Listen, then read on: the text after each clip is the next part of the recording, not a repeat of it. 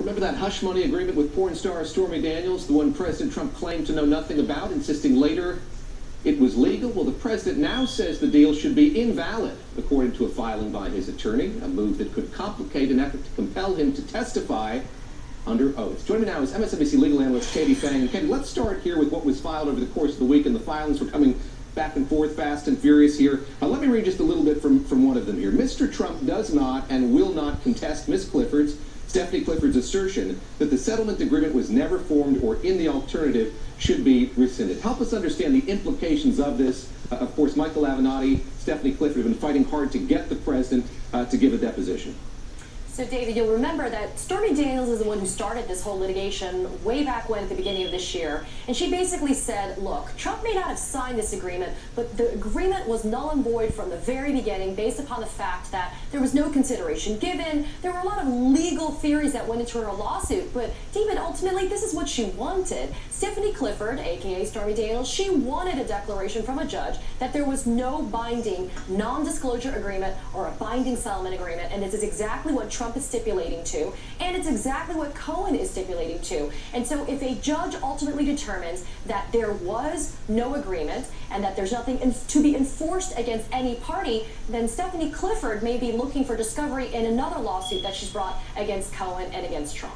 Michael Avenatti, Stephanie Clifford's lawyer, tweeted this out. "Let me be clear," he wrote, "my client and I will never settle the cases absent full disclosure and accountability. We are committed to the truth, and we are committed to delivering it to the American people." He closes with his signature hashtag there, basta. I want to ask you about the odds as you see them now that the president will be forced to answer some questions about all of this, either in writing or in person.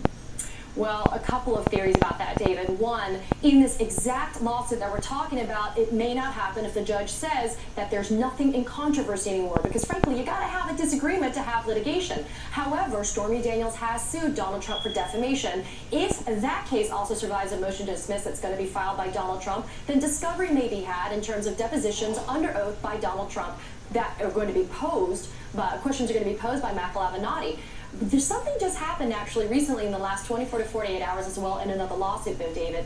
Summer Zervos, a prior contestant on The Apprentice, sued Donald Trump for defamation in New York, and a judge has ruled and the parties have agreed that Donald Trump will be forced to answer questions in writing under oath. And so there's a lot of litigation that's going on that's going to expose Donald Trump to discovery, to the process wherein the information is obtained either under oath or otherwise. And so Donald Trump is not in the clear quite yet. I want to shift our attention here to George Papadopodolus, referred to as a coffee boy, foreign policy aide to the Donald Trump campaign. He was sentenced on Friday in Washington, D.C. He's going to serve 14 days in prison, have a year of probation after he gets out, pay a fine as well. He's been doing some interviews over the course of the last couple of days talking about all of this and what he remembers about what he says was some excitement on now Attorney General Jeff Sessions' part when George Papadopodolus came to him then during the campaign to say that there was interest in a meeting between Donald Trump, the candidate, and Russian President Vladimir Putin. Your reaction to this, what George Papadopodolus has said here, the degree to which he hasn't cooperated with Robert Mueller and his team?